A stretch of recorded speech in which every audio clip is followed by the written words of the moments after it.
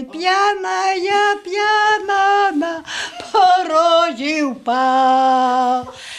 Ой, очі не можу, бо йду п'яна дощ.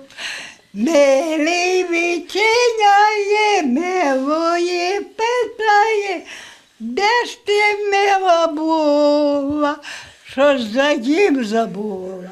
Ганна Храпко нещодавно відзначила 100-літній ювілей. Вона живе в Золотому Потоці Чортківського району. Пригадує, в юному віці під час Другої світової війни її вивезли до Німеччини.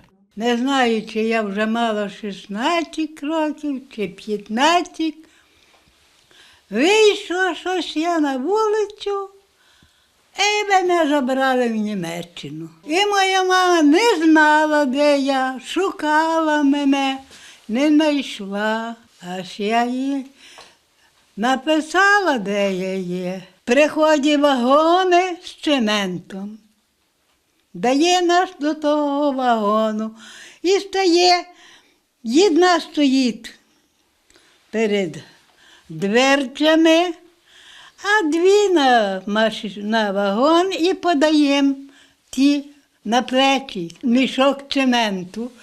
І вони носять на фабрику, а ми підносимо ще ближче, бо там стояв над нами, що мали робити. Робота тяжка, дуже тяжка для мене була, бо я не вміла ще тої роботи, я її ще в руках не мала тої роботи.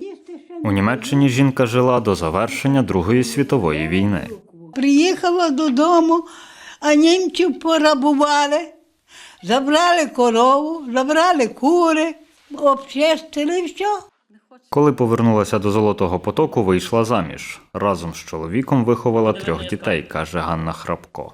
Вирощувала діти і любила їх. Було добре і недобре. Будували з цих пальчиків. І за того і бояло, і було і недобре, була і сварка. Але так життя прийшло добре.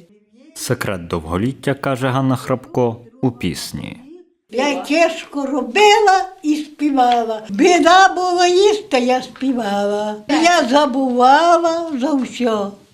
Після того, як Ганна Храпко задмухала свічки на святковому торті, розповіла, яке бажання загадала. Я тільки хочу прожити ще, як та наша Україна буде газувати.